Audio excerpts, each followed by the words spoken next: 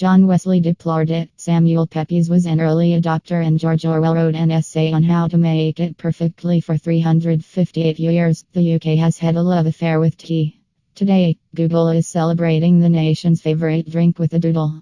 The quirky animation shows a teabag with a Union Jack tag followed by a strainer, sugar, milk and honey, being dunked in a succession of cheerful cups. On 23 September 1658, the London Republican newspaper Mercurius Politicus carried the first advert for tea in the British Isles, announcing that a China drink called by the Chinese Tcha, by other nations Tay, alias tea, was available in a coffee house in the city.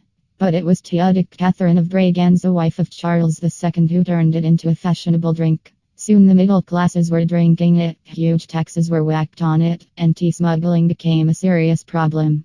It took William Pitt the Younger to see sense and remove the taxes before the working class could afford to settle down for a nice brew. By the mid-18th century, tea had become the country's most popular drink, pushing ale engine from their place in British hearts. Teabag taste test. The best and worst breakfast blends read more. Before long, the East India Company was using tea clippers, such as the Cutty Sark, to bring the harvest from India and China as fast as possible, and in 1908, the teabag was invented, revolutionizing the making of the 165 cups of tea drunk in the UK every day. Yet tea time is now under threat. It has been 5 years since ordinary teabag sales started to fall 5% this year to 614 apparently because younger people have fallen out of love with Builder's brew. While a third of 55 to 64-year-olds have a restorative cup of char more than 5 times a day, only 16% of 16 to 34-year-olds do the same.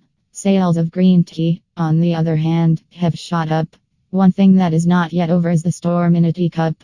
In June, Aung San Suu Kyi was slammed as a disgrace by the grandson of former dictator General Ne Win for serving Lipton tea at a banquet. It should be at least Twinings sick, Earl Grey or Fornham and Mason's Queen and tea, he wrote on Facebook.